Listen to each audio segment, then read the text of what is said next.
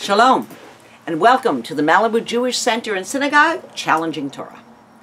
This week's Parsha, Behar, followed by Bechukotai, seems to be a portion that was planted, like a seed, waiting for it to be this moment in time, where we hear what the Torah is trying to teach us about ecology, about the world.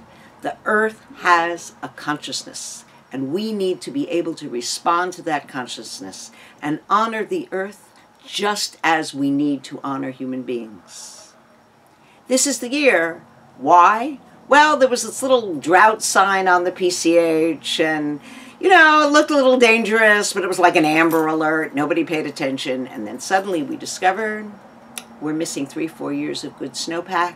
And here in Los Angeles, we understand that the earth needs to be honored, and that our resources are not infinite, and that there needs to be a balance, and the earth needs to be able to regain its own balance. Right now we're into blaming the almond farmers, and I must admit that hurts my heart because I love those crunchy little things. But mostly it's about fossil fuels and our ability to endlessly take out of the earth without giving the earth a time to replenish and balance itself. Speak to the people of Israel and say to them, we are told at the beginning of this portion, when you come into the land that I give you, then the land shall keep a Sabbath to the Lord. Once every 7 years is what we call a Shemitah year. The land is to lie fallow. Even in biblical times, they understood that if you didn't let the water drain properly, if you didn't let the soils recover themselves, re-nutrify themselves, there was too much saline in the soil there due to irrigation. They understood that the earth needed to rebalance. Once every 7 years, you're not going to plant. And what's the first question? What will I eat? Will there be enough for me? Forget taking care of the poor. How can I leave the corners of my field when... Will I have enough? There are two reactions to this. One is to hoard. Human beings do, but you know what? Los Angeles, you just can't hoard enough water to make this city work. The other is to understand that you need to distribute fairly. Leave the corners of your field, even in the years leading up to the 5th and 6th year, leading up to this year of letting lie fallow, of a Shabbat for the land. And during the Shemitah year, you are not to glean. You open your fields, and whoever comes to take takes. You, but also the people who don't own the land. All are invited to come and trust. God set this system up, and God says, trust me on this one. I understand about balance. Human beings, and we know that we are deeply, deeply out of balance in a world where we are pursued by our emails right through Shabbat, where if we don't give an instant answer, where we work 24/7 is kind of a badge of pride. How are you? I'm so busy. Isn't that usually the answer? There's no Shabbat.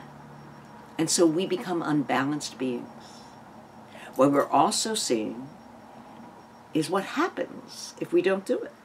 There's an if. And the if is in the next Torah portion, where it says, well, if you don't do it, then the land shall enjoy her Sabbaths as long as it lies desolate, and you are in your enemy's land, and the land will rest and enjoy her Sabbaths. The cycle, we talk about climate change, no matter what, will happen once it's pushed over a certain point. Some of it's natural, some of it is man-made. The earth will claim her Shabbatot, even if it means destruction. We're given that warning. And so we look and we say, what can we do? And the Torah comes up with a plan that, no, we know it's not practical. It's not true it was never done. They have records showing it was done. But that every 7 years, you have this year, and then we count 7 sevens, and on Yom Kippur, in the 49th year, end of the 49th year, as we enter the 50th, the horn is sounded, and it is a year of Jubilee. Nobody plants anything, not the year before, the year after, till you catch up, It is a jubilee year, and it shall be a jubilee for you. Each of you shall return to his holding, and each shall return to his family. The whistle blows, and it's a reset button. Human beings are greedy. God understood that at the time of Noah, and his first thought was, let's just get rid of them. It was a mistake. The angels were right. This is an attempt at social engineering to say, I know you're greedy. Gather what you can. You must share with the poor at all times. Leave those corners of the field, we are told. Take care of the widow, the orphan, and the stranger. But having said that, there will be inequality, inequity. 50th year, it all goes back to your original holdings. You can only do this in a small agrarian society. But the principle is there. Human beings have different capabilities and different talents, but no one should go hungry. They've just discovered there's more homeless in Los Angeles than there has ever been before. Income inequality is making its way in a very big way in the United States right now. And we're feeling it. The system can't last like that. The Torah understands.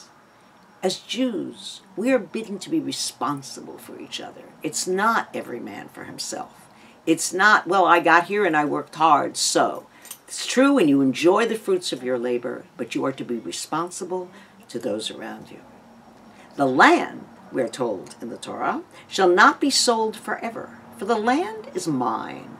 You are but strangers and sojourners with me. It's God's land. We live our lifetime under God's grace. We don't own this any more than I can own the Pacific Ocean. We don't own it. We're here to take care of it and to listen to the rhythms and sounds of this planet. The planet now is crying, and we feel it, and we know it. And it is up to us in this generation to avert a over the edge where we will see, quote, I will break your pride of power. I will make your skies like iron and your earth like bronze. It rained today. We were so happy to see this rain, but we're missing a good 3 years of snowpack.